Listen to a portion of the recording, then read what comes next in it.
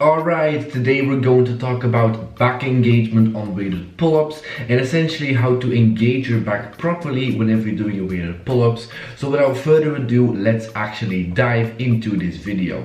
Now first and foremost, the main thing that I'm going to talk about in this video should be ingrained before really doing any weighted pull-ups, because you should be able to do pull-ups properly before adding weight to them, and the vast majority of the things that I'm going to talk about are things that you should already have practiced when doing normal pull-ups. Because by the way, I've actually made a full video on how to engage your back on normal pull-ups quite a while ago, but that video got a shitload of views, so I was like, well, let's make a part 2. But what I essentially want to get to is that if you cannot engage your back properly when doing your weighted pull-ups, you should probably go back down to body weight reps and really practice the things that I'm going to talk about in today's video.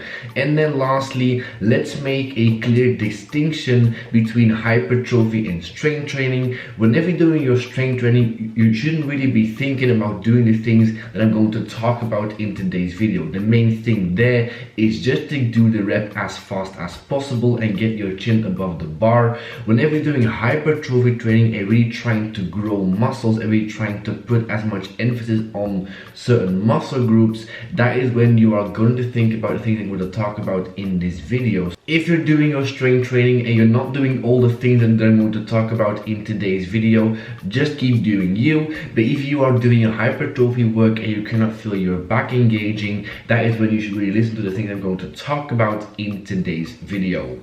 First and foremost, let's talk about your scapular position, and this is pretty much going to be the main thing if you really want to learn how to engage your back properly. What you want to do during every single rep is you really want to pull your scapula down and back, or to use very expensive words, retraction and depression of the scapula, which essentially looks something like this. Hanging from the bar, first thing you do, scapula goes down and back, and that is where you're going to pull yourself up, chin above the bar, like you should know by now. By focusing on depression and retraction of the scapula, you're really going to put your lats in a shortened position, which makes it much easier to engage your lats and also to feel them whenever you're doing your pull-ups, because you can really squeeze your lats nicely if you have your scapula depressed and retracted. And also, besides back engagement, it's also pretty much the way to actually ingrain proper pulling mechanics and also essentially how to keep your shoulders healthy. So every time you're doing your pull-ups, retraction and depression of the scapula. And then secondly, keep your back arched whenever you're doing your pull-ups. Now I can do a full video talking about whether or not you should arch or not arch your back whenever you're doing your weighted pull-ups.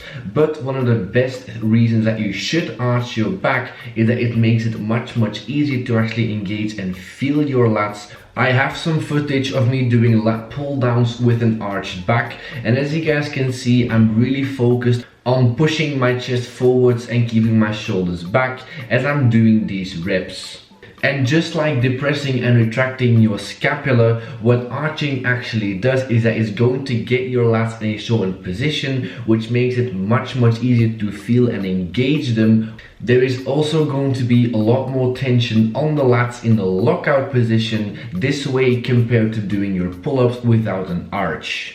And then lastly, you have to pull with your elbows. Now this is a cue that you can really use if you struggle to engage your back with pulling variations, and it is kind of a way to learn how to really engage your back if you've never done this before. So what you really want to do is whenever you try to do a pull-up, try and just look at your hands as hooks. Just kind of see them as how you attach yourself to the bar, but really trying to pull yourself up by driving your elbows down and back. Because the primary function of the lats is to bring your humerus or your upper arm down and back, or when you do wide grip, down and back. That's the primary function of the lats. So if you really focus on what your humerus or your upper arm is doing, you can actually really improve the engagement of the back. And what I really would advise you to do, hang from the bar, close your eyes, and really see if I'm focused. Yes, really try to drive your elbows down, and if you do this, you'll essentially pull yourself up, turn them over the bar, and that's essentially how to really learn how to engage your lats. If you've never done that before, and if you really don't know what it feels like to actually squeeze your lats, or really to engage your lats for that matter, and that is essentially all I want to talk about in today's video. Like I talked about in the previous one on actually how to engage your back properly, the main thing from now on is know what you have to do, but from now on the main thing is practice. You really need to do a lot of reps focusing on these things that I just talked about, because you really want to develop your mind muscle connection. It's kind of a skill that you have to learn whenever you are training,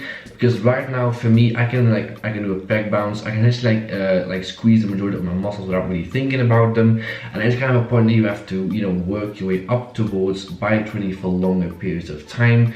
But for now, let's actually finish off today's video. So as always, like and subscribe if you guys haven't already, and share the video. Follow me on Instagram if you guys have any more questions, video ideas, or advice, leave them below in the comment section. And I'll see you guys in the next video. Thank you guys for watching, and latest.